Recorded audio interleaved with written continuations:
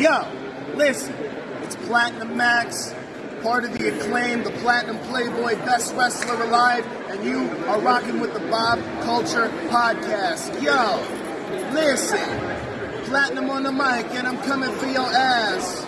I'm listening to the Bob Culture Podcast, and I think it's the hottest show in the game, because them and everybody loves the Acclaim. Now, scissor me.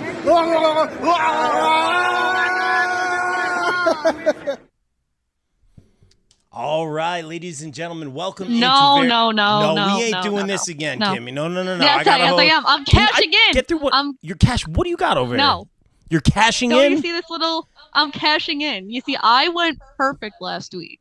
Perfect. I beat every single old person on the VCP. Whoa. Every single old person on the VCP I beat. So I'm cashing this in. I am host. I beat Mike too. It was a perfect week for me. She's graduated. Now she's cashing in, taking over. Maybe I'm a little unprepared, but that's besides the fact. All right, Kimmy, you have the helm for this one. I'm hosting next time. The inmates are running the asylum here, all right? Well, actually, I'll be on a cruise, so I'll be in the middle of the ocean in Bermuda. So, yeah, you will be hosting because I won't be in the country. I'll be on a boat. Wow, all over the place. So, yes. Wow. Nunez in the chat saying, yeah. All right, Kimmy, you take the helm here. What do you got for us? She cashed in. Yeah, I did. Damn right. Hi, welcome. I'm here. This is not Rob's show. Why do we let Rob in here? I have no idea. We are here because there's another pay-per-view this weekend. It's Money in the Bank in the UK. That's crazy. But we had to bring some really special people along because I couldn't deal with just Rob, 2 weeks in a row. That would have been a little crazy. So, from the Socially Distanced Podcast, she's back. We haven't had her on since, I believe, WrestleMania. I'm repping my WrestleMania baseball jersey for the occasion. Hi, Amanda. Hello. Thanks for having me back. I'm excited to be here. And Kimmy, can I dare say that is it Judgment Day for Rob right now? It is. Okay. I was holding on to that. Nice. And I did it. Nice. Yay. Nice. He is, I don't know. He is using excuses now. He was late because he's a dog dad. That's fair. That's his excuse. Rob for who? this. Rob who? It's a good excuse. Thank It you. is a good No, excuse. it's not. Thank you, Mike. Be prepared. So cute. Be prepared. Okay, he could be right. Your dog's right next to you. Champ could be right next to Rob. Who's stopping him? We'll see. Nobody. We'll see. Maybe Anyway. maybe later. We'll see what happens. Now, on to our next guest. He's the not so Mr. Perfect. Because like I said, I beat him. I beat him last week. I went perfect. So he's not perfect anymore. He's also from the Sweet Chins Musing Podcast. What's up, frenemy? Hey, best friend. No, it's true. I chose to take one loss because for the sake of our article, I went different in one match that I thought could go either way. But at the end of the day, you get to write the article first. So I conceded. And you went perfect, and I went nearly perfect. And I'm glad to see that I'm finally rubbing off on you, and you finally are getting the hang of this. It took you long enough, but I'm honored to be here. And as always, it is an honor and a privilege for all of you to have me here. So thank you. It's true. No, none of us said that. No one here said that. Well, now we're the perfect podcast, though, because he's Said here. it, though. Yeah. It's a good team. We're a great team. We're a great team. Sure. Yes, Now he is the owner of a new puppy, and that's why he was late to this podcast. He plays some drums. This is not his show. Hi, Rob. Hi, Rob who? It's Rob who? It's Where's Vicky? And now it's Where's the puppy? So, Where's Champ? Where's Champ? Where's Champ? We'll see what happens. Shane Fair, the fairest one of all, best announcer on the Indies, in the chat right now, saying, imagine when Rob is with a human child. Yes, a puppy is a lot of work, but I love that little guy. What can I say? He's a cutie. I'm glad. Now, before we get started, I have an essay that I was sent to read. It is all of our sponsors. This might take a while. I'm going to try my best to Excalibur it. Yeah, that's Please the way to no go. one time me. Here we go. As always, the BCP is brought to you by our favorite store, Funkenstein Wrestling Superstore, located online and at Englishtown Flea Market in New Jersey. The BCP is also sponsored by the No Gimmicks podcast, the pro wrestling podcast that keeps it 100% real 100% of the time. The No Gimmicks podcast is available wherever you get your podcast. And please welcome in our new sponsor, Global Wrestling Family. GWF is all about inclusivity and celebrating a common love for pro wrestling amongst the fans and wrestlers. T-shirts, hats, and more merch is available now. Join the group on Facebook at Global Wrestling Family, and be sure to follow them on Instagram at Global Wrestling Family. There's no spaces. They don't do that on Instagram, in case y'all didn't know that. Please welcome in another new sponsor for the month of June, Sam's Pizza and Subs, located in Glen Burnie and Elkridge, Maryland. If you are in or near Glen Burnie or Elkridge, be sure to order on their website. Shout out to our other new sponsors, Bubba John and Kim Call, who will be at Icons of Wrestling this weekend. They want to shout out their amazing daughter, Gabby, who they are so proud of all of their accomplishments. So congratulations, Gabby. And then our final sponsor. This is record timing. Rob can never do it this fast. Fair. Wrestling All Day, All Night is the best wrestling discussion group on Facebook. We provide more of a community feel here and have wrestling fans introduce other fans to something they may not have seen before, such as old school wrestling, indie wrestling, Japanese wrestling, and more. We also strive to be a source of information regarding upcoming wrestler meet and greets and signings. And remember, we're open 24/7, all day, all night. Be sure to follow on socials and join the group on Facebook of Wrestling All Day and Wrestling All Night. Great job, Kim. That was awesome. All right. Thank you. Yeah, now my eye is slowly dying, but we're here, and WWE is hopping over to the UK. Most of the talent's already there because it's Money in the Bank season. We have 7 matches to talk about. There's apparently a huge surprise planned. Logan Paul's on the card. That's all I got. So our first match is for the Intercontinental Championship, and this might be the first of many surprise returns, if you're gonna believe Twitter. We have Gunther versus Matt Riddle. And while I don't believe that Randy Orton will be appearing this weekend, there's other fans that do. I don't see Gunther losing because, he's trying to beat Honky Tonk's record to have this whole thing going on. So why would he lose here? I have no idea. Rob, why don't you tell us what you think's going to happen and talk all about Randy Orton? Nothing on Randy for this one. I hope he's recovering well. I guess it was a back issue. Yeah, as far as this match, no reason for Gunther to lose here. It probably will actually be a really, really good match. That being said, I wouldn't mind seeing Gunther beat up Matt Riddle a little bit. So a little personal. Yeah, a little bit. Yeah, you knew where I was going with that. I'm going to say Gunther 100%. Lock it up, buddy. It's lock of the night. Oh, God, now he's stealing Mike's catchphrases. What world are we living in? Amanda?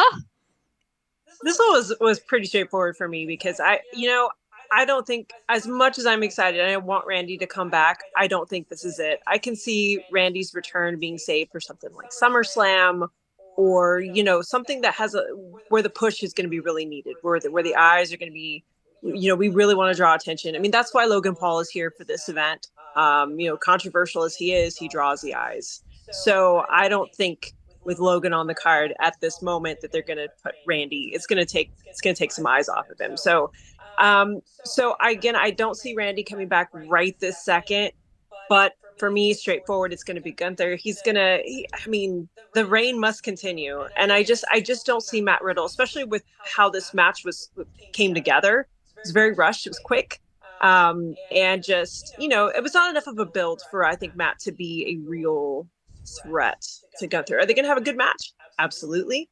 I don't think Gunther's not had a bad match at all at this point. I mean, he is the ring general for a reason. And so I know I don't know if this will open. Maybe it will, but if it opens, it's going to be a good start.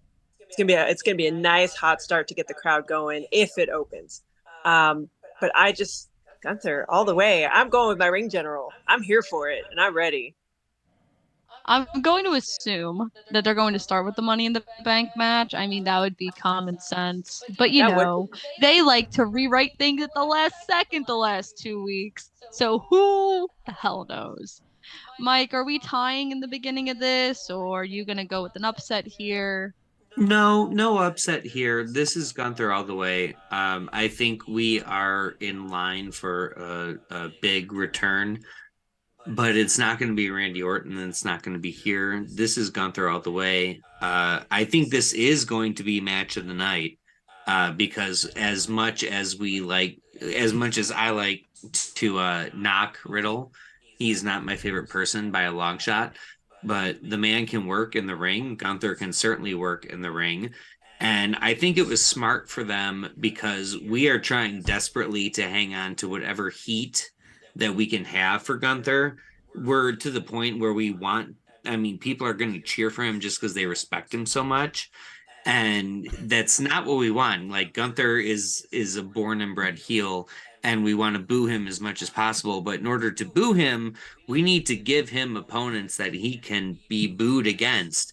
And again, regardless of what your personal feelings are for Matt Riddle, the dude delivers in the ring, and especially at least for the younger crowd, for the crowd that's not so social media aware, that doesn't care so much about how the person acts on the outside, he's easy to cheer for. So I think this was smart.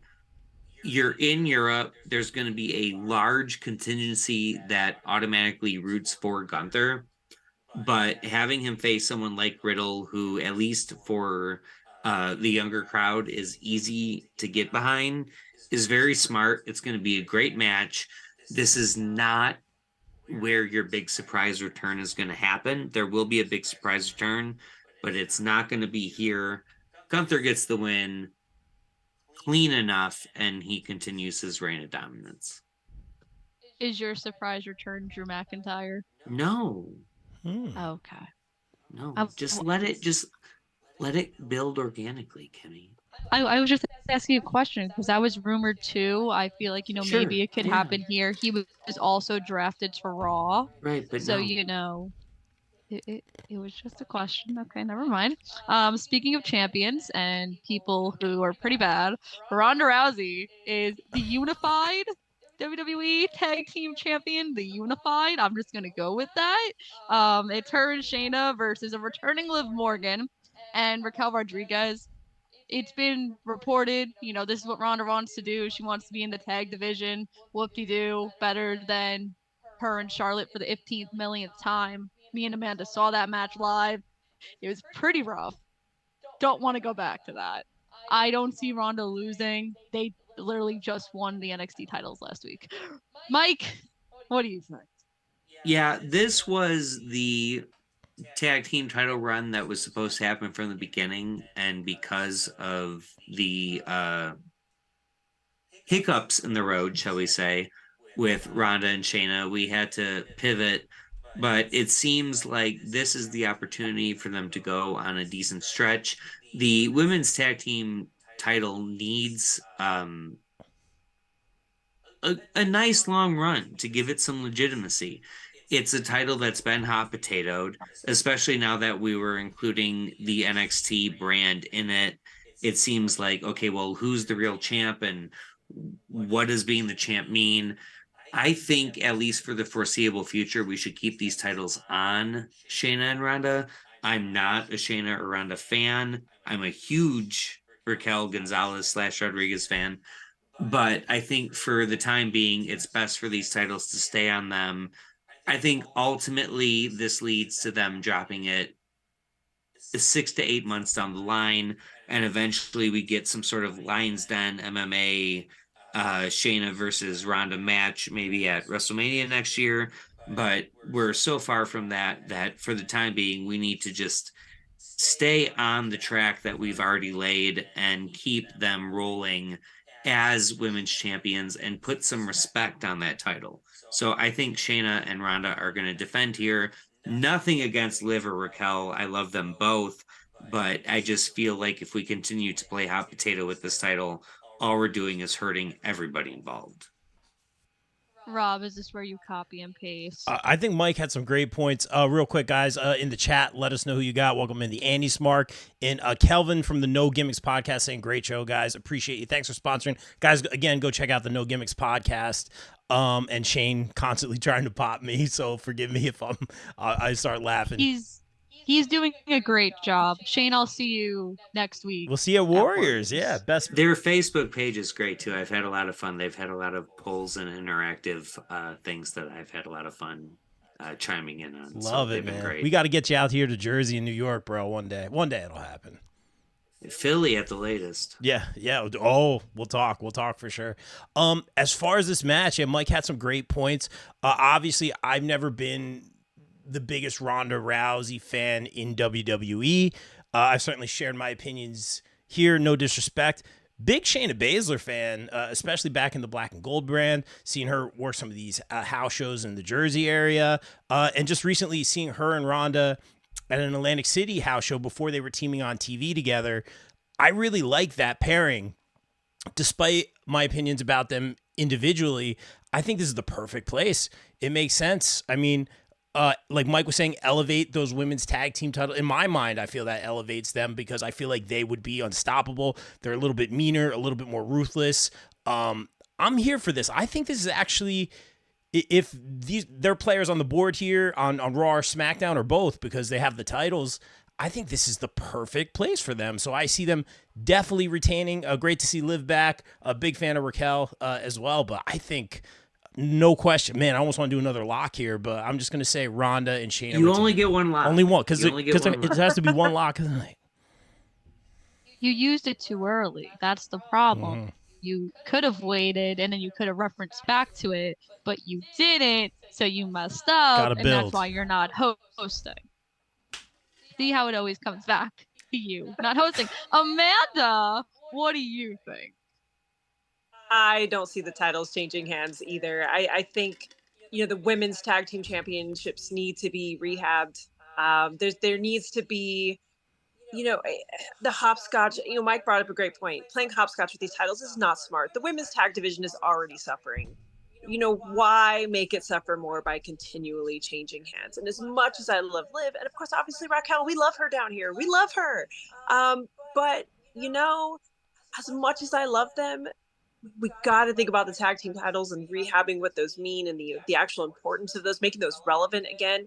And as much as, I'm not crazy about Ronda either, I'm kind of with everybody else, nothing personally against her. I just, especially the second run, I haven't really been feeling it at all. At least the first time she came to WWE, there was more there. I think she needs this. I think, Shayna needs this, but Ronda has star power. Ronda has the name. And right now, if you're going to build the tag team championships around anybody, the one person who has the star power to do it right now is Ronda. She is going to draw eyes no matter what, no matter who you are, no matter if you like wrestling, if you've been watching for a while or you don't, you know who Ronda Rousey is. And just knowing that she has a belt of any kind is like, oh, okay.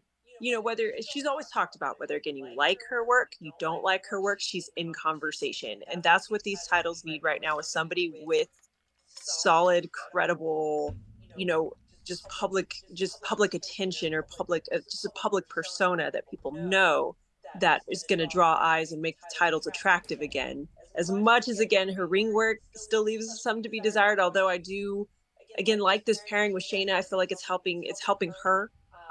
As well as giving them both of them that reputation of, the MMA and just, this is, I think, a chance for everybody to win.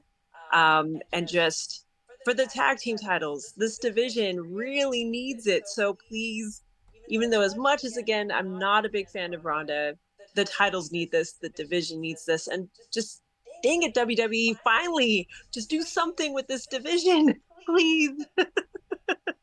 Amanda hit the nail on the head. Everybody wins with this. This is not a singles title. This is not something that we are concerned with the lineage or the history of. This is something that Ronda gets to hold, Shayna gets to hold. We get to promote this in other areas. Ronda still shows up on ESPN. Shayna still shows up on ESPN. This is something where nobody nobody is hurt by it, and everybody gains. And most importantly, these tag titles gain a little bit of respect and a little bit of shine that they desperately need, because we've been hot potatoing them for so long. And a lot of it's beyond their control. There's been so many injuries. There's been so many things beyond probably the way they wanted things to go. But we're finally in a spot where we can kind of hit cruise control. And that's not a bad thing. That's a good thing. And it's one of those things where, like I said, everybody wins. And especially as WWE fans, we win because we don't have to have Ronda Rousey in a singles title picture. And she's still relevant. She's still helping the brand. She's still helping herself. She's still helping everybody. This works for everybody. This is one of the very few situations where everybody benefits from a situation. Here, Mike. Here. I'm here for it. And I'm just going to say, Rhea, watch out, because Raquel's coming for you. That's all. And then when Chelsea eventually wins the tag titles, oh my God. who? We're going so well. Why? What's wrong with it? It's not her fault that she can't go to London Nothing this is week. wrong with Chelsea. I love Chelsea. By the way, how is it going from that 007 GoldenEye bunker that you're apparently in, Jenny? Wow, throwback. Wow. Okay, so to be honest, I don't even know what your joke means. So I'm going to We're ignore older. you, and I'm gonna go. That's fair, though. And I'm gonna. That's fair. And I'm gonna go to a question in the chat as a good host, and you're going to explain to me later on what your dumb joke meant. I bob for I it. don't get it. I So, Anyone over the age of 27 pop for it. hey, look, that's not me. So I know. Elvin in the chat said, does it hurt Liv not having a title more than it hurts taking the titles off Ronda and Shayna? No, because Liv could survive without a title. Look at the whole 2023 year. Good question. I'll say no as well, but I think that's an interesting question. I'm glad to see Liv back and to see Liv get so much popularity and finally having got that title. She deserves, obviously, Jersey's own, but very just organic how that all happened, just the crowd being behind her. So I think she's okay for now. And Liv is in a great spot because Liv is one of the few people that, like, it's great to see her as the champ because we all love her and we all care about her and we root for her, but she's just as good chasing. So whether she's got the title or not, she's kind of in it, as long as she's not getting buried, which she's certainly not going to get buried in this situation. As long as she's relevant, we're all happy. And she's relevant, so we're happy. And whether she has the title or not, it's all good. As long as she doesn't get buried, and she won't. And to me, she reminds me a lot of Seth Rollins. She's like the Seth Rollins of the women's division, because Seth didn't have a title for the longest time until now. I know, Kimmy, that makes you sad for me saying that, but people still love Seth Rollins. And no matter whether he has gold or not, he just has that organic interest, that it factor. And Liv has that it factor. So she, as much as I like seeing her have gold, and I think she thrives no matter what scenario she's in, she just has that charisma, that there's just something about her that is intriguing. And that I think no matter whether she has gold or not, you're gonna be curious about what she's doing. You're gonna be interested in her. She's gonna get a reaction no matter what. And that I think she will be fine right now, especially now that she's got this great comeback story. She came back far earlier than anticipated, it sounds like. So that she already has the comeback story right here built in and ready to go. So she really doesn't need a title at this point. She can work off of that, and she again has that it factor. So she is fine right now. I'd like to thank everyone in the chat that understands the joke. You're all old. I don't care. Now we're going to talk about the Mission Impossible bunker too, since that is coming out. It could work for the Mission Impossible. It could work for Mission Impossible. Pop Break just had a great piece on Mission Impossible. Shameless yes, promo. It did. We're all old. Now we're going to talk about my favorite person, because we're going to wrap it around, because again, it's about me. We're here on Can We Take Over? When is it not? Exactly. That's the problem. There's times where it's not about me, and then the show goes under. Are we shocked? No. So we have Seth Rollins, who is the world champion, by the way. Did I mention he's the champion? He sure versus is. For how Finn long? Balor. Past this weekend, That's for damn sure. Because even if somebody question mark wins that little briefcase, they're not cashing it in this weekend. Boom. Yeah, I said it. So, Seth is champ. This made me very happy in Nevada, where I was when he won this. I was drinking at 10 o'clock in the morning. It was wonderful. So, Seth is gonna win. Why would he lose? Finn Balor, right? He's I didn't watch the full thing on Monday, but he's like, oh, the Finn from 7 years ago, he's dead, and he's so much angrier now. And I'm like, you're not the demon. You're not coming out as a demon this weekend. So no. Doesn't matter if he did. You're not. Well, I feel like that's Demon's dead. Obviously he keeps on losing when he's in that gimmick. Yeah, because he loses when he's in that gimmick. It's not successful, and then he cries, and oh my god, they're not using Finn Balor correctly. So Finn's gonna lose, and then Damian, he's also gonna lose in the Money in the Bank ladder match. So then the Judgment Day is gonna be all really upset. That's my take. Mike, I just want to hear you pick Rollins. Go right ahead. Make my day. I'm definitely picking Rollins because he needs to win. And it's not that Seth Rollins needs to win, because we've already established that Seth Rollins, without a title, winning, losing, doesn't matter. He's still in that character where he's over regardless, and that's a beautiful spot to be in. But what's more important here is the title itself. And while we're doing a great job of pitching this whole, we're bringing the Universal title back into the picture and all of this, and Seth and Finn have a great rivalry and it's going to be great.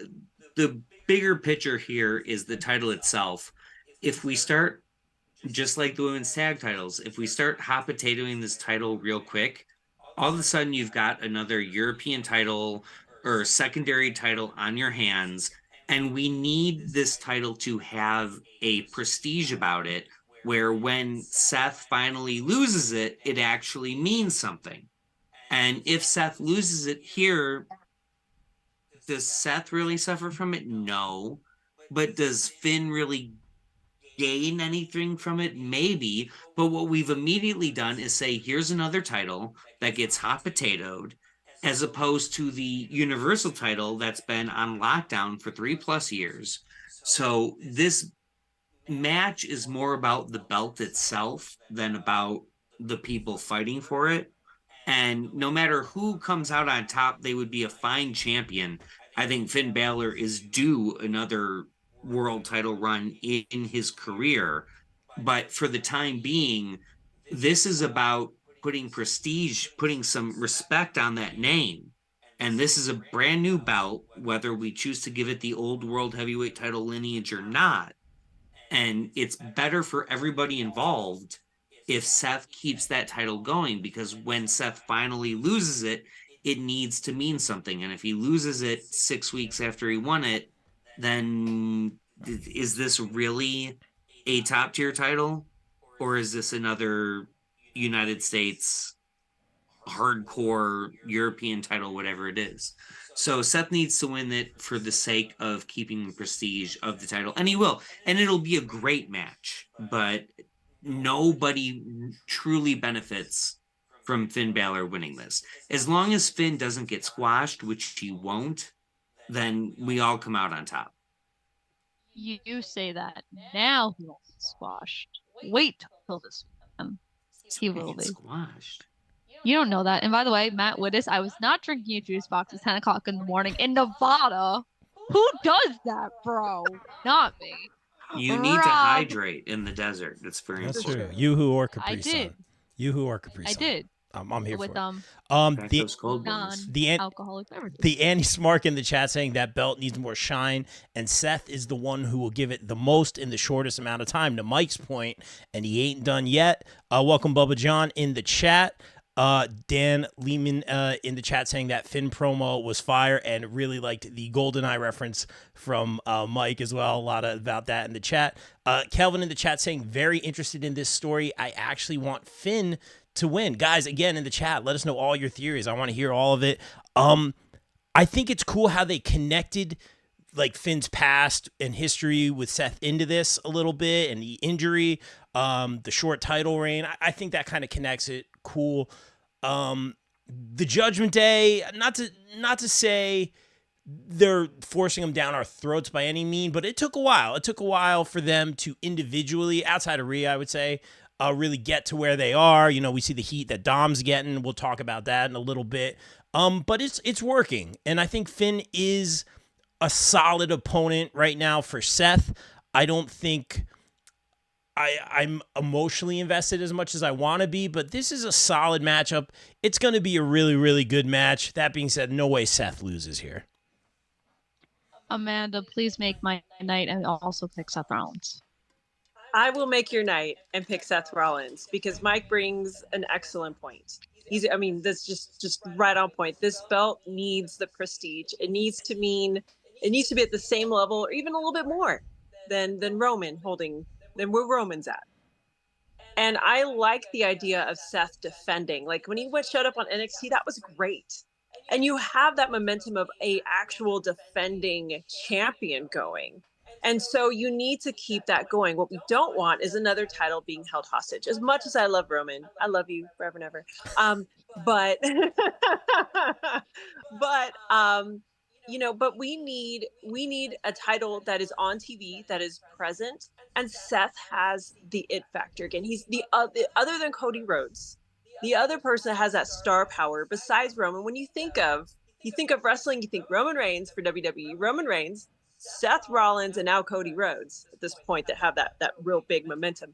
So Seth Rollins can bring the eyes again to that title, and he's again somebody again who's Roman's peer, has been adversary. He's had the Money in the Bank moment, never lost. And so somebody who can be on par with Roman, you got Seth Rollins right there in star power. And so he needs to keep this title. And honestly, I'm kind of thinking this might be my match of the night, other than the men's Money in the Bank if we're going singles match, because I feel like these two, especially with how successful Forbidden Door was and the traction behind a lot of the match quality and content, WWE, even though they're thinking they're going to do their own thing, they're still going to listen to some of that. And these two can deliver. These two might be capable of putting on that and given us something that maybe could also generate a lot of buzz like Forbidden Door did. I'm putting you on the spot, Amanda. Are they putting on a better in-ring wrestling match than Gunther and Riddle? I feel like these two could, even though I think not Gunther, could. No, they will. All right, I stand behind it. I stand behind it. Yeah. Because I feel that Seth and Finn both have a lot to offer. We've seen their in-ring work performance. We've seen them in NXT. We've seen them just all over. Not that Gunther can't do it. Riddle, I think, is getting there. I think if it were Gunther, no question. Riddle, I think, for me, I feel like I like his movements. I like his sets. I like his spots, but I don't think for me he wrestles better than Finn or Seth.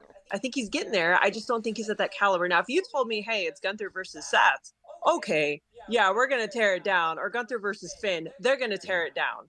Yeah. But, I think these two. But Gunther would squash Seth, so we don't want that.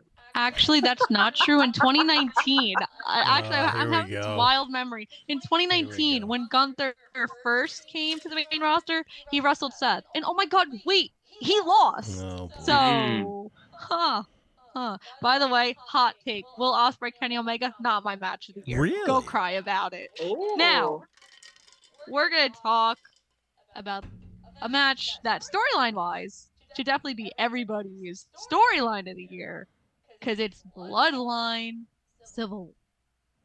Dun dun dun. Now, there's rumors floating that there will be a big upset at the end of this match. So when you give me your prediction, I want to know what your big upset is. What is going to happen at the end? And what I think is going to happen, not only are the Usos going to win, Solo Sikoa is going to turn on Roman Reigns and side with the Usos. Poof. Yay, that's my whole thing. Mike, what you got? All right, bro. I disagree. I think this is. Of course you do. Well, no, I think this is Roman and Solo. First of all, I'm contractually obligated to pick Roman Reigns. because I said I would pick him until he dropped the title, and he's still the champion. And even though this is a tag title that has nothing to, or a tag match that has nothing to do with this title, it doesn't change the fact that he just lost a tag match with Solo, and it doesn't make a whole lot of sense. I thought with SummerSlam being in Detroit, and I will be there live in person, I thought we were heading toward Roman and Solo. And if what you are saying is true, then we could still end up there. But I just feel like the groundwork needed to be laid before that. I feel like at this point we're getting Roman and Jay, which I'm all for. But it just, I mean, for Roman to take 2 big losses in a row is really, I just don't see that happening. And he just dropped with Solo to Sami and KO. I have a hard time imagining it's going to happen again. I think they get this win. I think ultimately Roman pins Jimmy, and where we go from here is ultimately Jay. He doesn't turn his back on Jimmy. Jimmy doesn't turn his back on Jay. I don't want to see the Usos split at all. But I think ultimately we need to get to a point where Jimmy needs to say, or Jay needs to say, I need to do this without you. I need to do this on my own. Let's not forget that when Roman started this title reign, the birth of the bloodline was Roman versus Jay. And that's how this whole thing started. And it was 3 of the best matches, certainly the 3 best matches of the year. 3 of the best matches of the last 10 years, I would say, with those 3 involved. The singles match, the Hell in a Cell match, and then their blow off. But to bring this back around full circle, I think we need to see a new Jey Uso. We need to see a focused Jey Uso. And again, we're not getting a split with the Usos, but ultimately this ends with Jimmy taking the pin and Jay saying, you know what, Us, I love you. You're my brother for life. But I've got unfinished business that is 3 years running, and we got to get this under our belts, and we're going to do that at SummerSlam. But if the Usos win, I don't see any reason for Jimmy to take a back door. And I think Jimmy needs to take the back door here. It needs to be Jay versus Roman. So on their own, there's going to be shenanigans. There's going to be whatever. But we need to get to SummerSlam with it being Roman versus Jay. And the only way to me that we get there is Roman pins Jimmy at Money in the Bank. So that's where I'm going. Kelvin, I'm going to tell you Rikishi's not going to show up. I would love Rikishi to show up, but he's not going to. Awesome. Can we? Yeah, and they all dance. Let's go. Put the sunglasses on. No. It's not. Oh, there it is. Yes. It's not. Yes. What was it? The Raw Reunion 2013 that this happened? Yeah, no. That was great. I was here for I it. loved it. That was great. No. Kimmy needs to get out of her GoldenEye bunker, and she'll enjoy it too. Can you stop doing this joke that I don't understand? It's not even funny. No one's laughing. Everyone is laughing. Great. No, it's kind of stupid. Rob, what do you think? Shake your head. I don't care. Welcome, Tim in the chat. Yeah, guys, let us know who you got. And Kelvin, like Kim was saying, Rikishi shows up.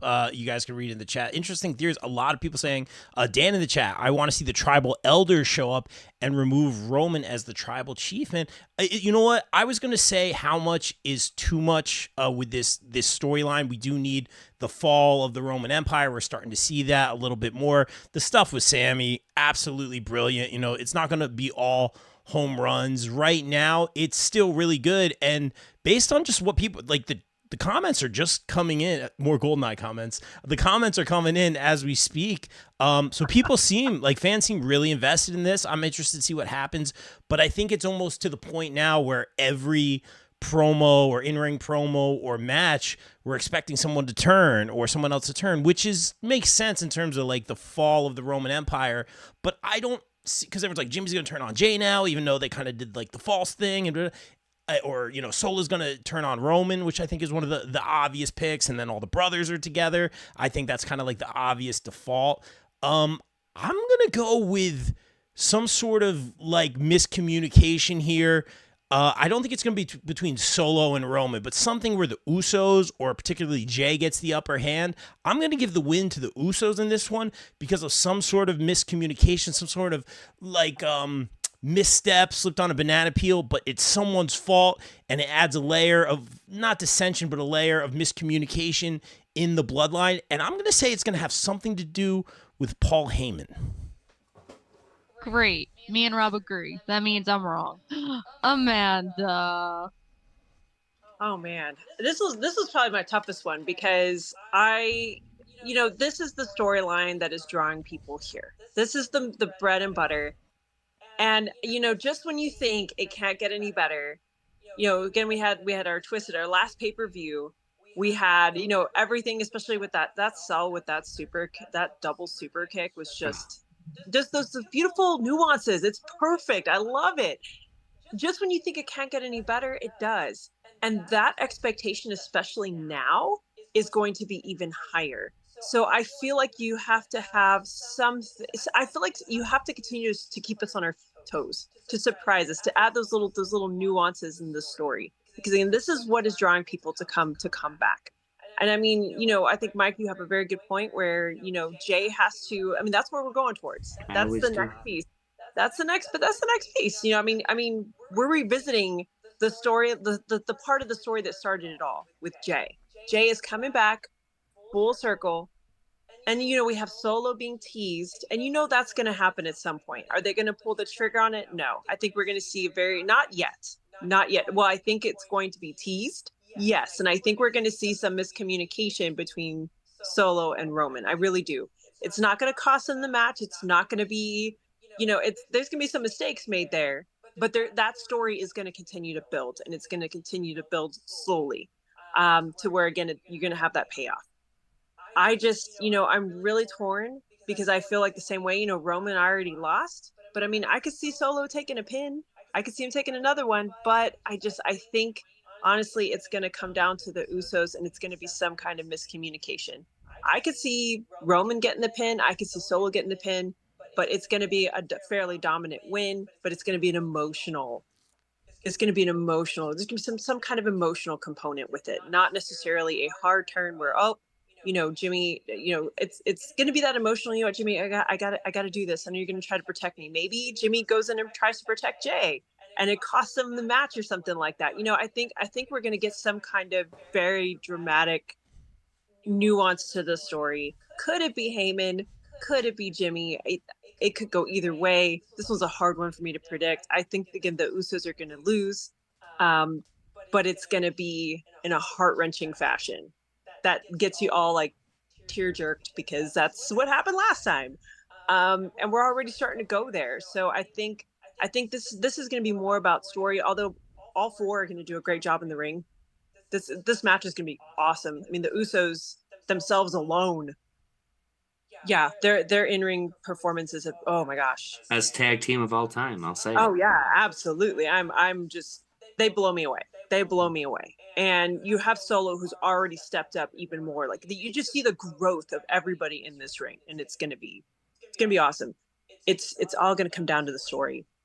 It's going to be the Usos losing in a very dramatic fashion. It's going to be beautifully done, and it's going to tear jerk everyone.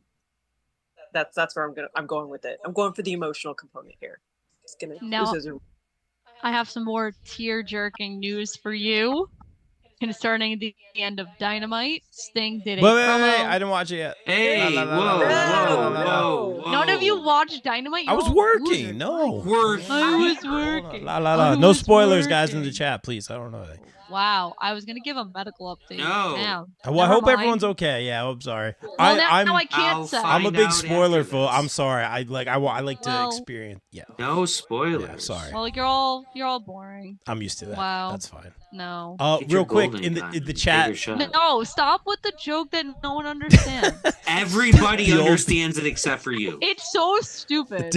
It's so stupid. Dan Lehman in the chat says wild card. Alpha Jr. Shout out Alpha Jr. Check out Battlefield Pro. He runs a great promotion. Alpha Jr. joins the Bloodline. I'd be here for that. Oh That's not yeah. happening. I do want to say that we keep assuming that this bloodline story is nearing its end. And we've been assuming that for 16, 18, 20, 24 months. And it just finds a way to keep going and keep adding layers and developing. So I don't, if Alpha or a split, whatever, my point is that we've been expecting this story to be wrapping up for a long time, and it continues to go, and it continues to surprise us in the best way possible. So I don't know what's necessarily coming next, but anybody who's going to sit here and say, well, clearly we're reaching the end of this story, you were saying the same thing 10 months ago, and we're still here, and we're still on the edge of our seats. So whatever is in store next, I'm along for the ride. Maybe we're reaching the beginning of the end, but I don't think so. Could this dare be the Mission Impossible storyline of WWE? It It's could going to be. the end, and it keeps getting better. Keeps getting better. Or is this the Star Wars? Could it be? Just saying. Just saying. This is the bread and butter right here. This is what keeps people coming. And WWE is not gonna. I'm with you, Mike. They can't end it anytime soon. They're just gonna keep. They don't need to. They don't need to. Every time we think it's over, we get a brand new layer that just makes me. I'm right back in. I'm right back in. So now we're going to talk about everyone's favorite person in WWE, Dominic Mysterio. Oh my God, yay. Hooray. He's wrestling Cody Rhodes. And oh my God, guess what? He's going to win because Brock's going to come out and cost Cody. And now I'll set up SummerSlam. Amanda, agree with me. Make me happy. Agree. I'm just here for the booze.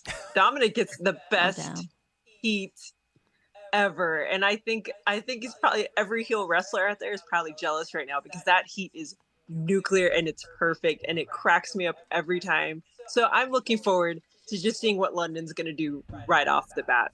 But I think through shenanigans and Lesnar and just the Judgment Day getting in the way, Rhea doing her thing, Dom's going to pull the win here. The storyline is going to continue, even though, to an extent. Although, yes, the focus is going to shift to Cody and Lesnar. You're still going to have the Judgment Day there, and I'm here for it. The promos have been funny. And Rhea, just seeing Rhea do her thing. Although I really want her to defend the title, I have my issues with that.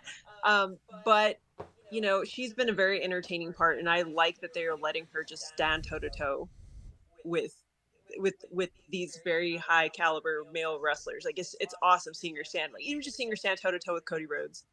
That's amazing. I'm here for it.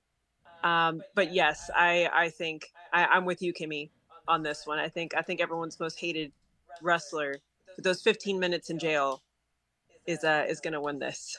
That's hard time. He served hard time. It's a hard time. Yeah. With the prison tattoo, and all of that. I mean, those promos they're gold. I'm here for it. So Mike was nodding his head, which means he also agrees with me, which probably means that we're wrong. So yay for us. Go right ahead. I got Cody winning this, but I do think Brock Lesnar shows up, but I think Brock Lesnar shows up after the match is over. This to me is there. I can't. All right, I'm going to make a statement, and I don't care what you say. I've been a bigger fan for longer than any of you. And I remember late 80s, early 90s pro wrestling. You have the pure good guy, Cody Rhodes, that everybody's rooting for. And you've got the pure bad guy, chicken shit heel, Dominic Mysterio, that everyone's rooting against. This is 1988 heat in a way that we cannot duplicate today, no matter how hard we try. And if you look at this card, we've got a lot of heels winning, especially if I'm right on the rest of it, which I usually am. So we need to find opportunities for good guys to win. This is an opportunity for the good guy to win. Cody Rhodes should and will beat Dominic Mysterio, but Brock Lesnar will be there. He will play a part, but I see it happening after the bell. And ultimately, this is leading up to Cody versus Brock at SummerSlam. But this is an easy win for Cody to get, in which Dom wins no matter what. Dom can get squashed, and it doesn't matter because we all want to see Dom get squashed. And how often in especially modern wrestling, where we're all so smart and we all love the heel wrestlers, myself included, and we love the gimmicks and the act and the character and the persona that they portray. How often do we truly root for the good guy and boo the bad guy? That's happening right now, and that does not happen often. Take advantage of it. Give the people what they want, especially since they're getting a majority of heel wins here. This is a babyface win in the making. As soon as Cody wins and his hand is raised, and we all go, yay, he beat Dominic Mysterio. Here comes Brock Lesnar. But until that bell rings, Cody Rhodes gets the win. But out of curiosity, Mike, do you think it's going to hurt the Judgment Day, given that we've predicted everybody else losing so far? Nope, it doesn't matter, because ultimately to be honest, the only person in the Judgment Day that truly matters is Rhea Ripley, and she's already won. I don't even want Rhea Ripley here, because I'm very afraid that we're going to have a typical women's Money in the Bank situation where the woman wins, and if either Rhea or Asuka are anywhere near this building, we're going to get a cash in, and I don't want to see that. So, no, the fact is, as good as the Judgment Day is, and as much of the fact they've exceeded everybody's expectations of them as a faction, Rhea Ripley is still the breakout star. She's already done what she needs to do.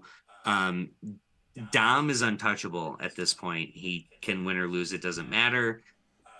They're trying to position Damian Priest in a situation where he could be seen as a main event player, but he's not, and we all kind of know that. And then there's Finn, who will deliver every time. But I don't think the Judgment Day can't be hurt, because they've already exceeded our expectations. And nothing that happens at this pay-per-view is going to detract from that, in my opinion. Rob, is this where you copy and paste Mike? And it's like, oh my God, yay, Mike. He's so smart. No, the chat's loving Mike right now. Kelvin saying, I can get behind that, Mike. Dang it. Matt Witt is saying, Mike hits the nail on the head with his 1988 analysis. Circle gets the square. Yeah, a lot of people behind Mike on this one. This is where this is great, by the way. Yeah, he's here for it. This is horrible. I'm getting yelled at here. I'm definitely getting yelled at. I'm going way out on a limb. I'm getting real cute. I'm getting real creative with this one. You guys tell me where you lose me on this one. And I'm going out there. I thought about this a lot. Something about this Dom. And first of all, I expect a great crowd in London. I'm hoping, much like Puerto Rico, we just get like this really great crowd reaction on everything. The boos, like you guys were saying, are going to be, I think, amazing. The cheers for Cody, like, it makes a lot of sense. You know, like Mike said, biggest babyface, not biggest heel, but again, the loudest verbal reaction from the crowd for the heel in Dom. Them interacting and the story itself. What do we got there? This is where Kimmy's broadcasting from, by the way, in case anyone can't. Great soundtrack too, by the way. Great game. One of my all-time favorites. Yeah. Multiplayer. Are you that bored? Do you have to make fun of the place on podcasting that you can't even respect the guy's pod we're on when he's giving his prediction? Oh, nobody. I respect Rob. Nobody respects me. Rob who? I wouldn't have interrupted him. Champ Williams. I respect Champ Williams. I'm here for that. That's the new shirt. I'm going to say, and tell me where you guys lose me on this one. It feels not inorganic, but the way Cody and Dom were put together, like, you know, these little like attacks and like slapping them and walking out of the ring and all these little things, like, not to say it's forced, but to me, it feels like whether it's going to be a Brock or something else interfering, it feels like just a distraction. It feels like, why is Cody fighting Dom right now? I'm going to get yelled at. Tell me where you guys lose me. His mission statement was to win the title that his father never won, which was the WWE Championship, then the WWF or WWF Championship. That is not the title that Seth holds. What is the title that Roman holds now? Does he hold all three? Because he has that gold one now. So it is framed as the undisputed World WWE Championship. Yeah, gotcha. But he still comes out with all three titles, so technically he still does hold that particular WWE championship that his father never won. That holds the lineage. Right, Yeah. exactly. So that is still, in theory, Seth holds the belt that Dusty at one point won. That is theoretically. I'm gonna get yelled at. That is the mission statement. That has been his goal. It's so far gone now. I feel, and again, it's like not being whole, like, oh, Cody deserves it, and they messed up at Mania. Like, I'm not saying that at all, but I think we can all agree at some point in time, Cody will win that title, whether it's from Roman, whoever. I think we can all agree on that. Maybe in Philly, maybe we'll all be there to see it. Selfishly, I hope that's the case. But we've said this the past couple of years, or I think the last Money in the Bank, we were saying how Cody was going to win the Money in the Bank and then like fail cash in or like almost win the Rumble, and everything went Cody. He was winning everything. He had that series of matches with Seth, and then, you know, the big loss at WrestleMania, and now he's fighting Dom. And I think Brock was the perfect guy, like, for him to fight after that, like, the feud with Brock. And I think it is, you know, even Nunes said to me, he's like, Lesnar's going to interfere, or Lesnar's going to come out after the match, is going to set them up at SummerSlam. The Dom thing's a misdirect. It's a complete misdirect. I feel that 100%. It probably will lead to Brock versus Cody at SummerSlam. I think Cody is tailor-made for that Money in the Bank, and I see him, I know I'm getting cute here, getting into that match out of nowhere, completely blindside us with it. I know, I'm getting cute, but I'm gonna go Cody. I'm gonna go Cody, obviously, to win here. Maybe it has something to do with the Judgment Day. Maybe was Damian Priest in the ladder match, I believe. Yes, he is. Maybe he ends up, you know, it's a consequence of Judgment Day getting involved. People in the chat saying Brock's going to come out, F5 everyone, including Rhea. I don't know about that. Rhea will F5. I don't know. Brock. I don't know. I was about to I'd be say. here for that. Rhea, F5 Brock.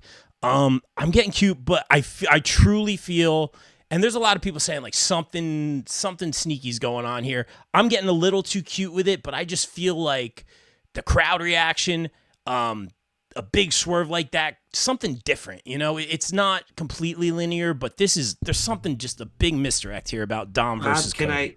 Can I tell you why I don't like this? I don't think anyone does, but go ahead, man, please. I was gonna go, but sure, go right tell ahead. me what I'm used to it. No, please. go ahead. No, I could only because I was saying it seemed if what Rob says comes true, it seems like it comes from a very entitled point for Cody. Where, like, why does Cody get to get in this match and then win it and whatever? Fair. And it feels like what we've done since WrestleMania is try to give Cody what, Rob, you and I have said from before that, is it feels like he hasn't climbed that hill. You know what I mean? For us to get behind him. And if he just gets gifted through whatever reason, if he gets gifted an opportunity into Money in the Bank. I was at Money in the Bank last year where I saw freaking Austin Theory get gifted the spot into Money in the Bank, and he won it, and we all booed him, as we should, because we're going, why does this guy get in here? This does not seem, Cody getting gifted a chance into Money in the Bank by hook or by crook, just to me is going to make people dislike him and go, okay, we're just handing him stuff, and we're on this whole journey of him trying to earn his way back into the title spot. So I think you're off. Fair point. And the chat is saying the same thing. Kimmy and Amanda, did you want to weigh in? Amanda can go first. I was just gonna say that I mean, you already have Logan Paul in similar circumstances. Literally popped up in the chat when you said that. Yeah. So it's they're not going to do it. They're not going to do it twice. Plus, Rob, I could see maybe if the caliber of opponents in the men's Money in the Bank match was not very high, but you have Logan Paul, which they're not going to waste his appearances. LA Knight, who I know we're going to talk about here, here in a bit. You know, you have Shinsuke Nakamura, you have Ricochet, you have Damian Priest. I mean, you have the caliber alone is going to be worth. And again, we'll talk about this match, but they're not, you know, again, if you had less strong or maybe less well-known opponents, I mean, you might have Pete Dunne come back, you know, who knows, versus Butch. I mean, we're going that way. But, you know, I feel like, you know, they're not going to waste the caliber of talent that's in the ring by throwing Cody in there. It doesn't need Cody. Fair. It doesn't need Cody. Fair and you know, again, we don't want to stick. Again, we already have Logan Paul. That's a whole lot. You know, nobody wants to copy and paste that. Cody's the wrong person to do that with. You're gonna copy and paste. But my thoughts. Kimmy, be nice. All right. Be nice to me. No. What do you got? No. All right. So here's your first fact. Oh boy. Right. There are 1, 2, 3, 4, 5. There's already 7 people in the Money in the Bank. There were 7 people in the Money in the Bank last year. Why the hell are we adding an 8th? That makes no sense. There have been 8 in the right? past, though. Correct me if I'm Sure wrong. there Well, Yeah. well, they don't want to do that this year. They want to keep it an odd number, clearly. Second of all, like Amanda said, they just announced Logan Paul. Why the hell out of nowhere are you announcing somebody else random? Fair. You did it last year. Nobody liked it. You did it Monday. No one liked it Monday. Are you thinking that it's going to work this weekend? Not going to work Fair this point. weekend either. Fair point. Third, Kimmy, you I have a also question talk- for you. I'm not done yet, so you're going to have I know. to I wait. just I want it stated because you teased it, so I just want to Okay. get there. Yeah. But go ahead.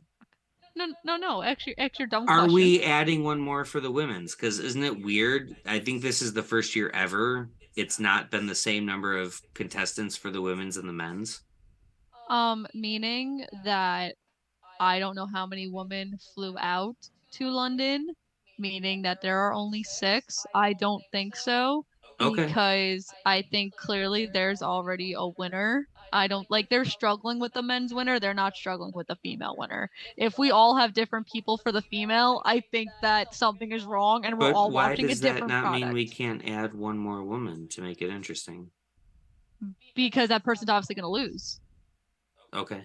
Okay. Where I'm like just asking. everyone It just seems weird to me that we're going to have 7 for the men and 6 for the women when literally every year before we've had the same for both. I believe the original plan was Chelsea, but she couldn't get a green card in time. She can't leave the country. Chelsea couldn't get a green card. Oh my god, you're so funny and clever. Thank you, ladies and gentlemen. Good night. Good night. Thank you, everybody. All right, back to me yelling at Rob because that's way more entertaining. Lastly, you talk about how this feud is like kind of like underneath Cody, when you have to realize that both of them are second generation superstars, and that's what this whole feud has been about them The both being father. second generation superstars. And I'm shocked you didn't bring that up, meaning that your favorite is Touche. Rey Mysterio. Touche, Kimmy. Touche. Okay. So that's why you're wrong. Anyway, let's talk about the women's Money in the Bank. And like I said, if for some reason we all have a different winner, we're all watching a different program. I fully believe that. So please be careful of what you answer with this match. We have Zelina Vega, Becky Lynch, Zoe Starks, Bayley, Io Sky, and Trish Stratus. Now, we usually do this by process of elimination because that makes Rob happy. So let's do process of elimination. Zelina Vega was my original pick for this. And then, shit happened. So I can't pick her anymore. Becky Lynch jinxed herself on Monday by touching the briefcase. That means you're not winning. So she jinxed herself. That's on her. Zoe Stark, she'll have a good showing. She's one of those that are just in this match to have a good showing. She's going to do some team stuff with Trish. You're going to do your whole, oh my god, they're going to turn on each other's spot, and then it's not going to happen. You'll do your spot where Zoe's trying to help Trish, and then Becky will come in, toss the ladder, and they'll both fall. Bayley, no. You'll do the same thing. You'll tease the damage control tension. That won't happen either. Trish Stratus, props to her. She's in her first ladder match of her career. What a hell of a moment for her. But if you're not picking Io Sky, I hate to break it to you, you're wrong. You're wrong. That's the match we're going to get at SummerSlam. Io's going to be, I'm going to say it now because I won't be on the SummerSlam pod. Io Sky will dethrone Asuka. Hot take. Rob, go ahead. Wow, lots of. Redeem yourself from what you I'm just not did gonna before. redeem myself. I'm gonna get in trouble. Matt saying in the chat to even out the number, the return of Mandy Rose. Interesting. No, she's not coming back. Just reading what's on the paper over here. And I'm logistically telling the audience. You're welcome. Well, hey, I'm a stats guy. You know that. Gonna be a really good match. I'm very excited for all the competitors. This is gonna be really, really, really cool. Excited for the Io high flying spot. That's gonna be awesome. I was gonna pick Zelina. Why am I not picking Zelina? I missed something. Can we talk about it on the podcast, or did something happen? I don't know. Oh, no. I was originally going to pick Zelina because of the momentum that she had at Backlash. Yeah. And then when they announced the rest of the opponents, I changed Oh, my okay. pick. I thought something happened because I was gonna go with Zelina. So I was kind of torn on it being Trish or Zelina. Like my instant thought is like Again, there's been how many money in the banks are there? There's been so many over the years. For the women, there's been 7. Good point. Right, not as many for the women. Great point, Mike. I think typically that Money in the Bank briefcase elevates somebody, like somebody who's a mid card to a top star, or to win that title. People like Liv Morgan, we've seen, cash that in. Bailey cashed it in. We could go on and on with the list. I think, man, I'm torn between Trish and Zelina. Trish makes a lot of sense just to add to her legacy, the lineage. Even if she does win it, she's still, and I'm sure she's there to help the talent. I'm sure she just feels good. She's got this run in her. She looks fantastic. She's putting in the work. She's in this is her first ever ladder match. Correct me if I'm wrong as well, which in itself is cool. You could have the thing where Zoe hands it to her. We've seen that whole bit before. But Trish going around with the Money in the Bank briefcase makes a lot of sense. And I could see her dethroning one of the women's champions, for maybe one last run. But I think Trish is typically, and even in winning the title or the Money in the Bank, she's going to put a lot of people over and help the up-and-comers in the next generation. It would make a lot of sense, but I think it's tailor-made for someone like Zelina Vega, not only just because of that backlash crowd reaction. One of the few times where I'm just like, you call this thing on the fly, much like the Acclaimed and Keith Lee and Swerve, and I think it was Chicago. I'm like, you call this on the fly. Like, let's do it. Let's give him a moment here. And I understand why you don't want to take away anything from Rhea. But, man, I think this makes just so much sense for Zelina Vega to be walking around with this briefcase and just having a moment, whether it be in New York City, whether it be someplace special. In Detroit. Puerto Rico. Yeah, Detroit, SummerSlam. I just think this makes a lot of sense. She's been the queen.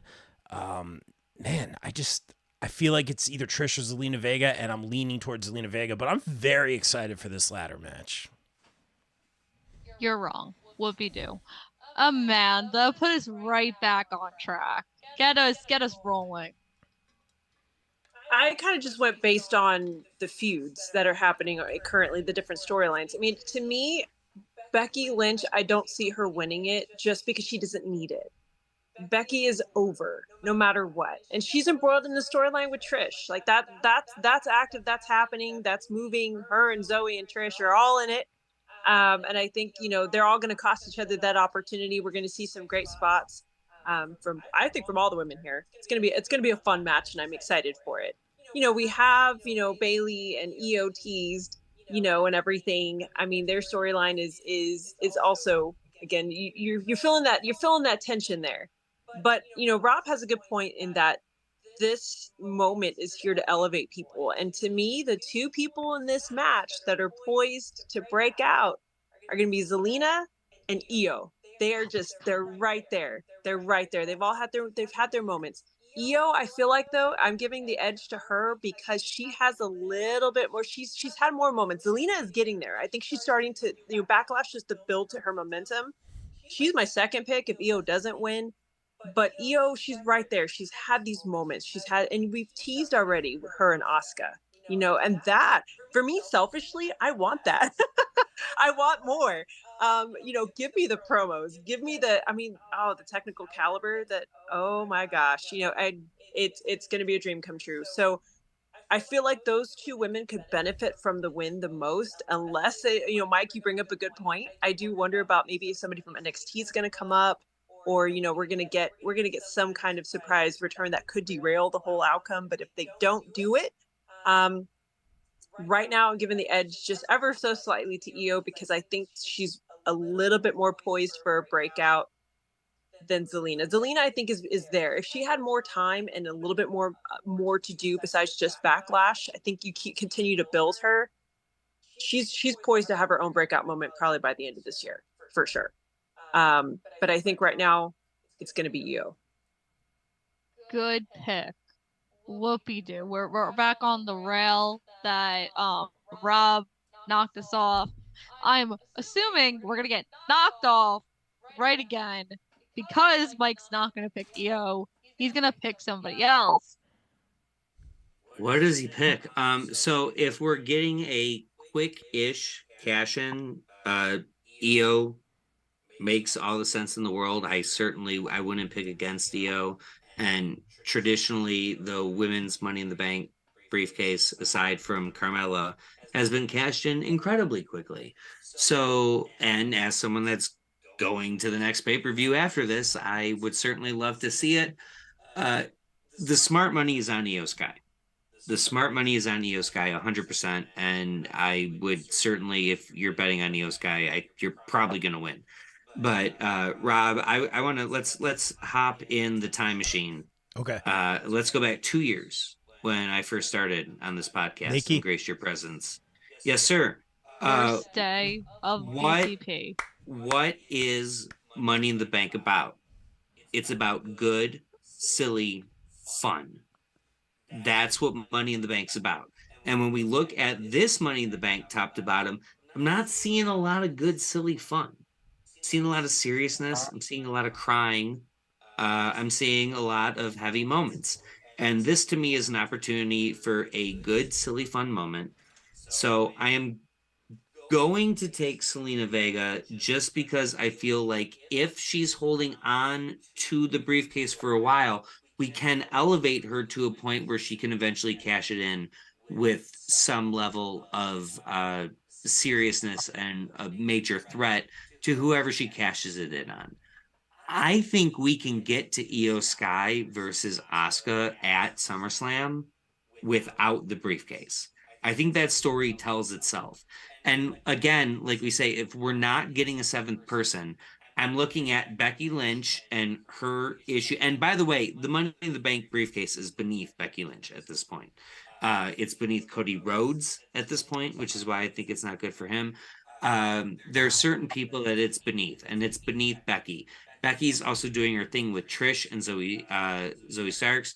And then you've got Bailey and Io doing their thing, and absolutely it can end with like Io pushing Bailey off and she gets it, and then we get our split. But my point is, we don't need Damage Control to split because Io or Bailey wins this Money in the Bank briefcase, and we don't need Io versus Asuka to have the briefcase in order to get there to SummerSlam. The person to me that benefits the most from this briefcase in the short and long term is Zelina Vega. Again, the smart money is on Io Sky. Not surprised at all if Io Sky wins it, but this seems like it's too good of an opportunity to pass on giving this briefcase to someone like Zelina. So I'm going to take her. Plus, I love her.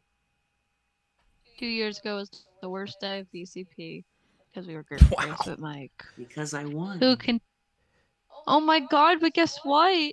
You didn't win last week. Oh boy. And you're not gonna win it. Stop. I didn't. Oh, I've got receipts. Put you guys in your separate corners. Can I read the comments real quick, Kimmy? You sure can. Sure. Thank you. It used to be my show. It's not your show. Used to be my bro. show. A lot of people saying Trish wins. Tim in the chat, welcome. Tim says Zelina wins it at Payback.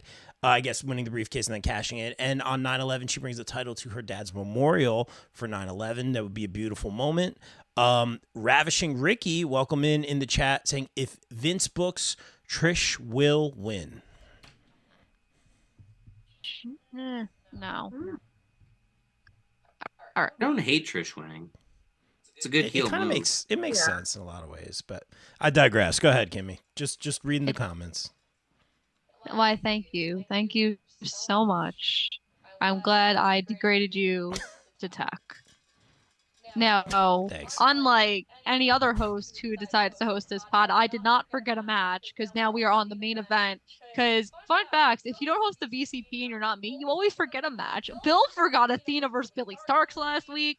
Rob always forgets like 2 matches. It's like ridiculous out here. Do your research, people. All you gotta do is go on Google and type the card.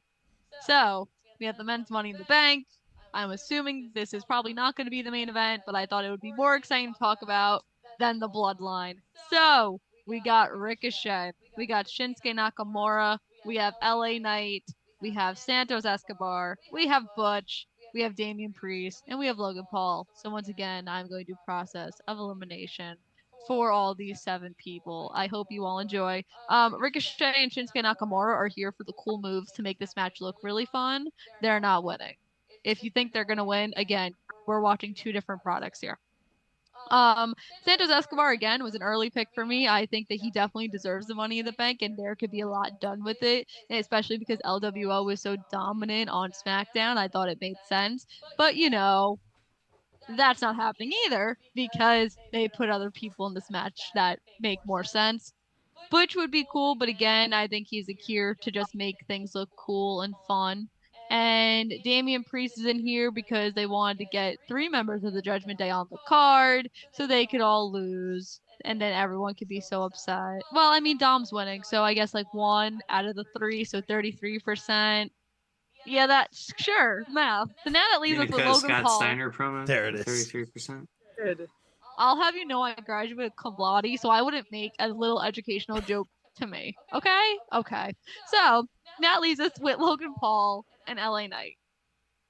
And everyone is, again, if you're not picking these two people, like, if you're picking anyone else but LA Knight and Logan Paul, you're not watching the program. I'm sorry. What are you watching? So, the reason I don't see Logan Paul winning is because he's not there every week. I feel like they want the Money in the Bank holder, and I understand like Brock held it and he wasn't there every week, but I feel like they're gonna want somebody with the briefcase. And although from a business standpoint, it would make so much sense because then Logan Paul can go on all of his little shows. Okay, you can nod. It's not happening. Logan Paul can go on all his little shows and all of his little influencer thing and make WWE such a bigger name. And that's what WWE wants because newsflash, guys, Endeavor, it's gonna happen in November, and they want as much publicity as possible. But sadly, it won't happen because why would you pass on LA Knight being super over on SmackDown? It's equivalent to why you crowned Rollins with that title. Rollins held up live events in Europe for over 10 minutes every single night singing his song. LA Knight is so over. I was there in LA at that SmackDown. They were screaming his name and booed out of the building when he got eliminated from the Andre Giant Memorial Battle Royal. So I'm picking LA Knight. If Logan Paul wins, you'll all hear me screaming. I won't even be home to watch this. I'll hopefully be with Britt. So yeah, LA Knight. Mike, tell me why Logan Paul's gonna win. Just tell me. Well, you already answered it because Logan Paul's Oh, not no. going to be there. Logan Paul's going to be on ESPN. Logan Paul is going to be on his podcast. Logan Paul's going to be everywhere with that Money in the Bank briefcase with the big giant WWE logo on it behind him, and he's going to be doing a ton of free publicity. But let's ignore that. Look, and you can check the tapes. Find someone who's been on the LA Knight train longer than I have. I dare you. Maybe Wittes.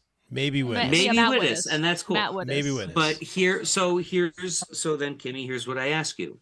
LA Knight wins the Money in the Bank briefcase. Mm-hmm. What does he do with it?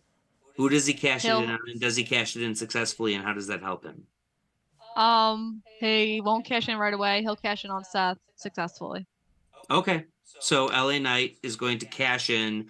LA Knight, the guy that all the fans are behind, the heel that's really a babyface, is going to cash it in on Seth Rollins, one of the most over baby faces in the company. And that's going to help LA Knight. Because, like I said, it's not happening right away. Rollins will lose the momentum. You're right. That makes so much more sense. Thank you so much. Yeah, that makes so really much more sense than it. Logan Paul winning, whose only two major losses in the last year have been to the two title holders, who has more clout in the world of social media than anybody, including your boy, who can carry that briefcase, who can be a constant threat to it, who doesn't have to show up, who anytime he does show up will be a surprise, will be a major event, will be a moment, will be a reason why we have to tune in to both Monday and Friday because he's not beholden to a certain day.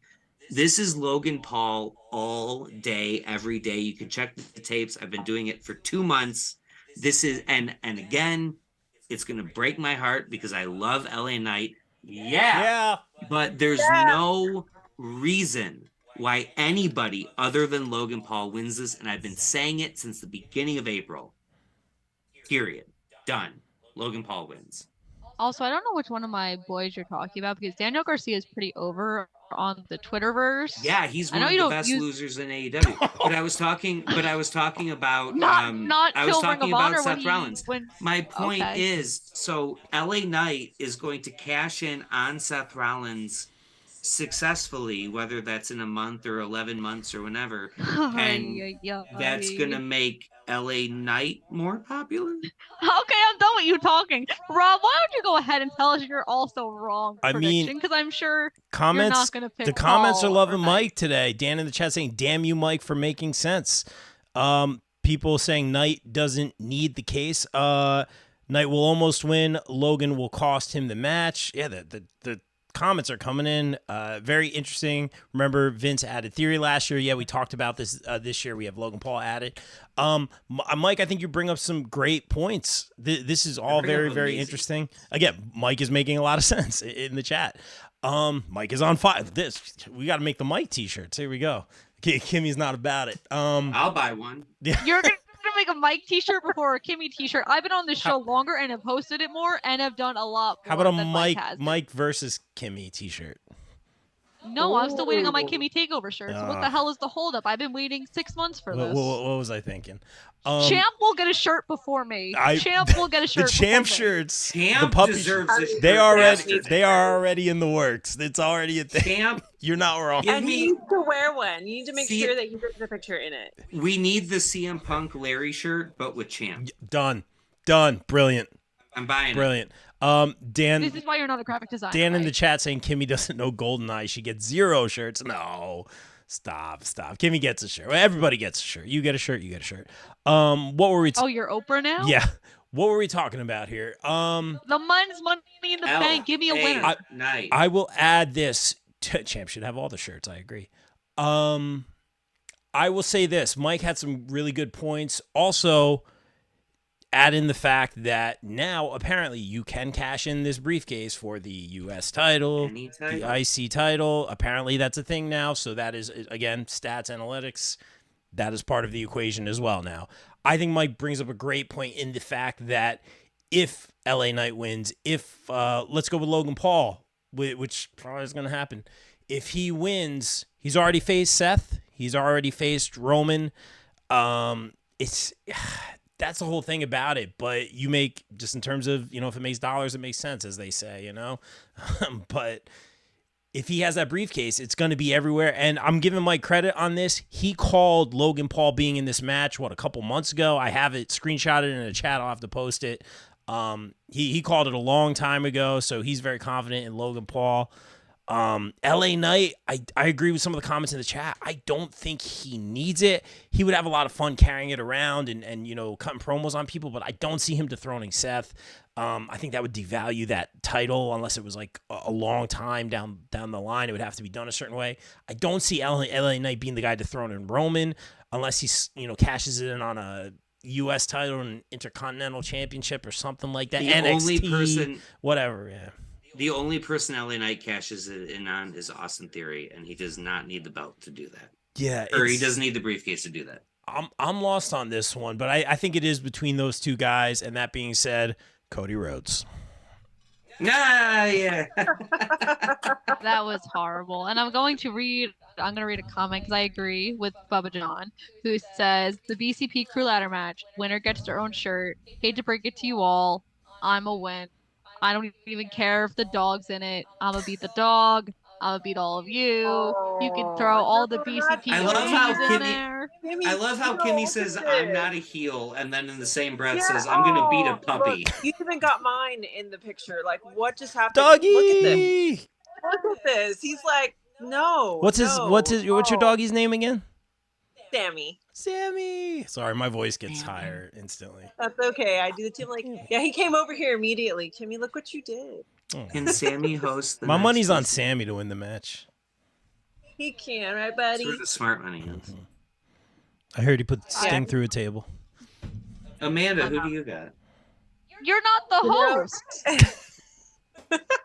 The hell is wrong with you? I had a nice segue. Never mind. Go, Amanda, since Mike seems to be hosting now.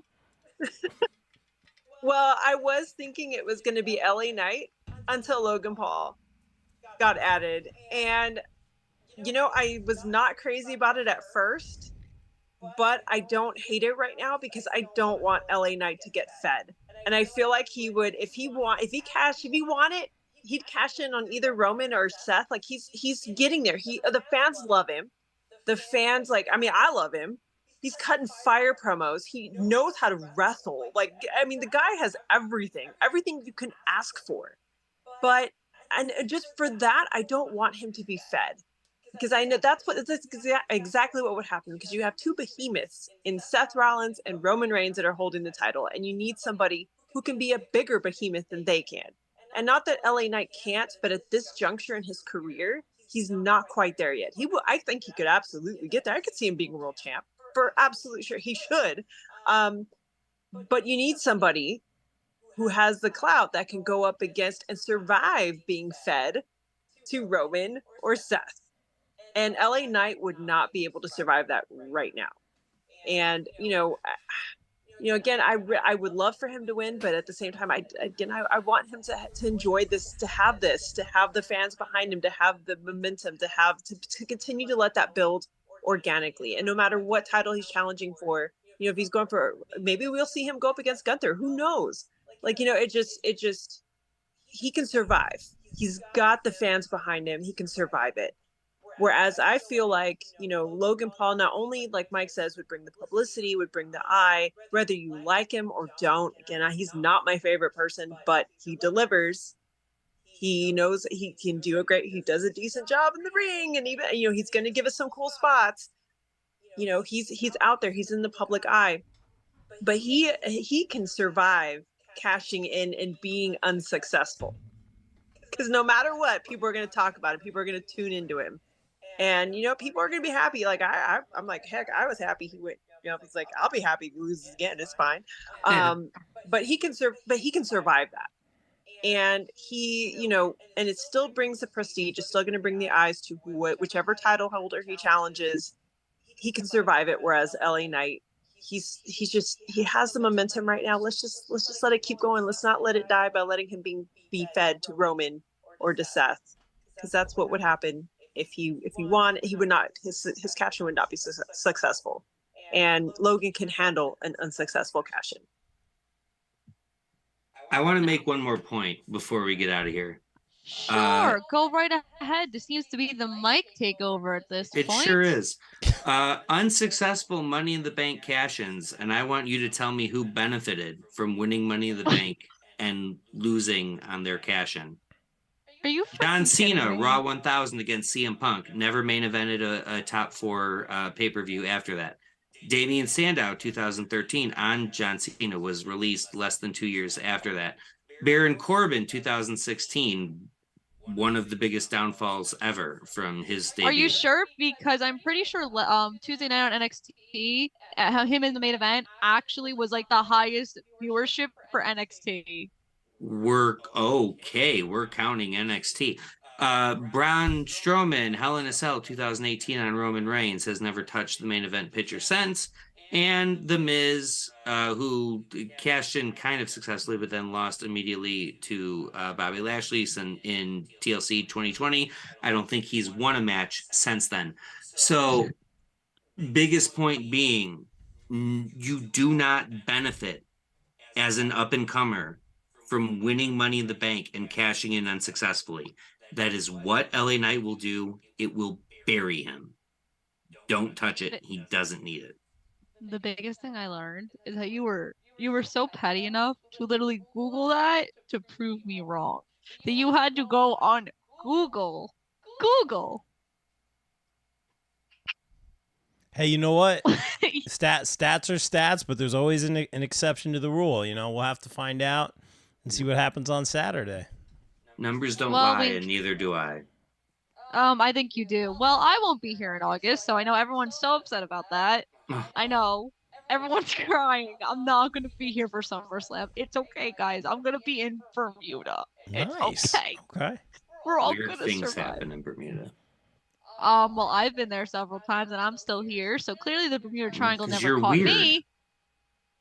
I'm normal. Oh, You're boy. weird. You live in Detroit. Someone booked the match. By choice.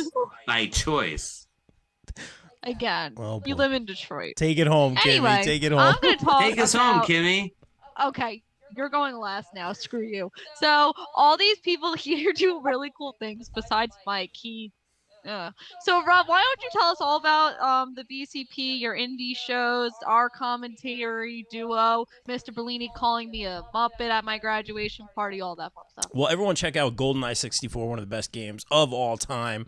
That more GoldenEye comments in the chat. Guys, great show. Thank you for all the comments, guys. If you like what you're seeing over here on Facebook, go over to the BCP YouTube, subscribe, hit that notifications button. We have lots of great interviews. Ernie Hudson from Ghostbusters, Johnny Gargano, one of our favorite interviews. It might make you cry because it makes me cry every single time. Kimmy, great job hosting. I'll be doing commentary with Kimmy over at Warriors of Wrestling. I believe it's July 8th. What is it? Fun Station, Staten Island. Ultimate Survivor, I believe it is. A Rumble style event. That's going to be a lot of fun, some good matches. Charlie Haas is going to be there, correct? He is going to be in action. I don't know against two. Alicia Edwards will be facing your WoW Women's Champion Zeta Steel if she continues her Summer of Steel. And we are crowning a #1 contender for the 16th anniversary show in December. Who will be facing, as of right now, Darius Carter, because things can change between now and December. He's pretty good. We have, for the first time ever in Warriors history, we have a cause and effect match. By the way, I saw Max Bain today. He made fun of me, and he wanted me to take a bump in the ring. No, don't do it. I didn't. I got called a coward for not doing it. No, don't do it. We stay behind the commentary table. It's a lot. Most times it's a lot safer back there. Check out Warriors of Wrestling. I also help with the YouTube over at ISPW Wrestling. Go over there on YouTube and subscribe. A lot of fun stuff with the up and coming superstars of ISPW. Maven's on there a lot. LaGreca, Tommy Dreamer, some great match. Crowbar is doing crazy stuff. Check out Crowbar, of course, the vicious one. Go over there and subscribe. Right now, some great videos. And yeah, check out the BCP. Oh, lots of good stuff coming up on Pop Break, interviewing one of my favorite bands, should be up soon. AEW Fight Forever review. I went to the International Pro Wrestling Hall of Fame. That'll be up very soon, and a lot more exciting stuff. I will stop talking now. Thank God.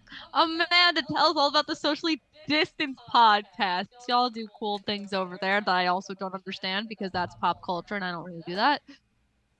You should. Pop culture is great. We, of course, our pod airs on Fridays. We talk about all the cool pop culture things in terms of TV shows, movies, comics, anything Star Wars related. We're covering actually Secret Invasion right now, which is fantastic if y'all haven't started watching it. First 2 episodes have been great. Spoiler alert. And just all the things. So tune in, check us out. We have some fun things in the works. Yes, we will be sharing our thoughts on the Barbie movie when that comes out because I'm excited to see it. So yeah. So yes, I am one of the co-hosts along with Bill Botkin and Al Manarino. And so very, very, very happy, very blessed, and just love podcasting with my fam. Love being here too. You guys are awesome. I love you guys. It's the best thing in the world is podcasting. You guys are amazing. I'm going to put in a plug for one of our promotions that is having a show on Sunday. You can stream it on Title Match River City Wrestling. We have some exciting matches lined up on the card there, including my own heel wrestler that I have here at home. He's going up and he's with part of the Flocking Brawlers against, he's 2 of the biggest guys from the DFW cartel.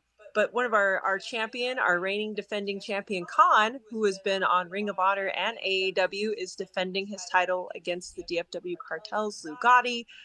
We have our Phoenix Championship on the line. Our tag titles are on the line. It's going to be a great card to support local wrestling because you never know who you're going to see that's going to pop up on AEW or WWE, NXT, all the good things. So support your local people everywhere. Doesn't matter whether you're here in Texas, doesn't matter whether you're up north. Support your local wrestlers, support your promoters, support your production people, support all the love for all indie wrestling. So that's it for me. And you guys can find me on Instagram under Amandalorian. And yes, I am on Twitter.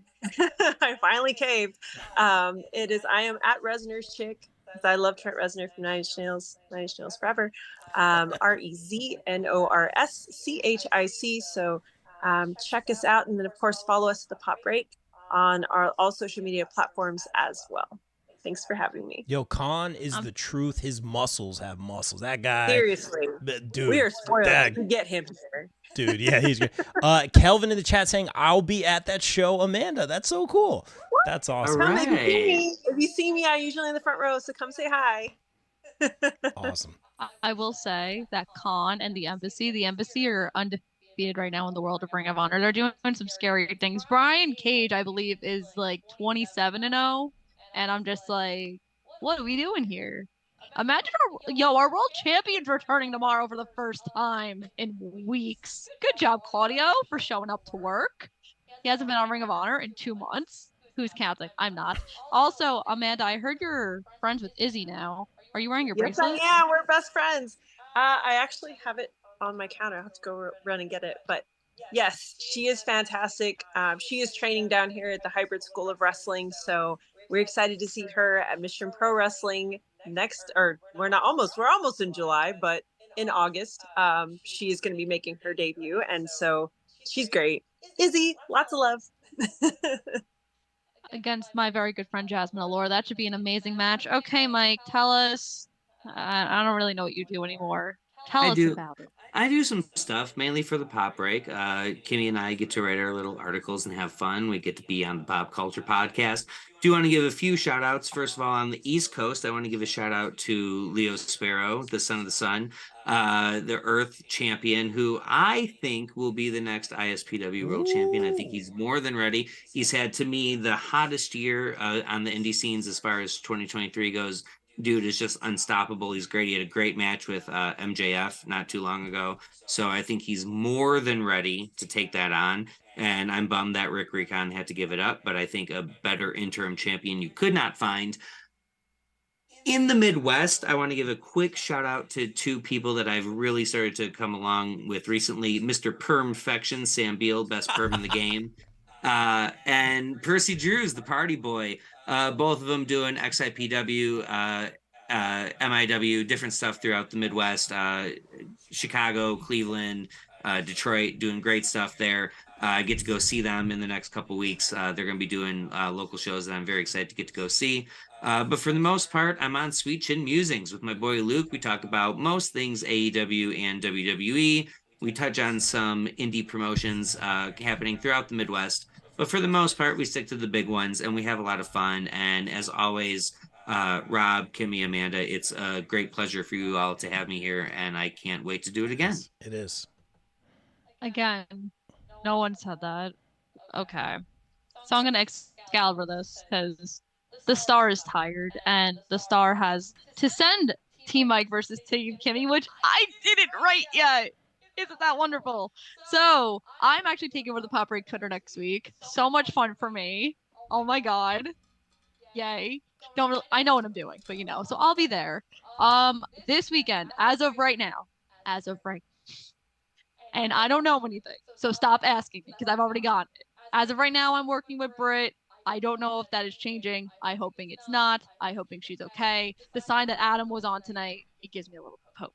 Also this weekend, there's a lot of people that are going to be there. Vicious Vicky's going to be there. Lita's going to be there. Sammy, Pi, Nia Jax. There's going to be over 60 talent. My future husband, Daniel Garcia, will be there. That should just be the price of admission. Now, there's also a show afterwards. It's called Battleground Championship Wrestling. It is. Someone's leaving the 2300 arena for the last time ever. It's either going to be Matt Cardona or it's going to be Bully Ray. So you should go check out Icons Wrestling if you're in the Philadelphia area, because I'm there. That's also just the price of admission. Daniel Garcia and myself. Price of admission. Also, I write a million things for the Pop Break, including Team Mike versus Team Kimmy. I do Ring of Honor articles weekly where I talk all about the embassy because, like I said, they just can't stop winning for no apparent reason. Again, our champion showed up for the first time in 2 months. Way to go, Claudio. So proud of you. Again, it's literally been 2 months. I've been very angry about this. So you can go check that out, or like any other time I want to rant about wrestling, Bill lets me write it. So that's fun. You could also listen to my Ring of Honor podcast, All Things Honor, on YouTube and Spotify. I didn't record an episode last week, but that's okay because we're going to record one this week. Warriors Wrestling, I'll be there July 8th. Like I said, Max Bain. Mr. Bellini called me Skeeter. He thinks I look like Skeeter and I'm a Muppet. He said this in front of my friends, and all my friends changed the picture of Skeeter to their contact photo. So this is absolutely ridiculous. I feel abused. I feel unsafe at work. So stop, Amanda. You can't agree with them, Amanda. I'm like, wow. Skeeter. That's oh deep my cut. Yeah, gosh. Skeeter. Wow, that's savage. It's another reference that's way too old for Kimmy. I was I about to say, watched how, the Muppet Babies. Okay, the Okay. Muppet Babies was great. Okay. I Great did like TV Muppet show. Babies. That was a good show. Better than Fraggle Rock ever will be. Hold on now. Hold on. Okay, hold on. Let's now. pump the Come brakes on on now. that. Oh, this heel turn. Kimmy. Kimmy. Y'all like Fraggle Rock. That's the first. You know what? You should all do a socially distant episode on Fraggle Rock. I'll come on that one, and I'll trash Fraggle Rock. The chat ain't Oh. happy about the Fraggle Rock hate. That theme song though. Thank you. That theme song. Thank you, Chad. No, y'all ridiculous. That's pretty much it for me. You can follow me on Twitter. I'm close to 1,000 followers. It's Kimmy_Sokol. And like I said, sadly I won't be here in August. I know you're all really upset about it, but I'll be back in September to make you all smile again. And from everyone here at the BCP, stay safe, stay positive. I forgot the last one. Take care But of each we're other. out. Take care of each other. We out. Peace. Happy birthday, Bruno.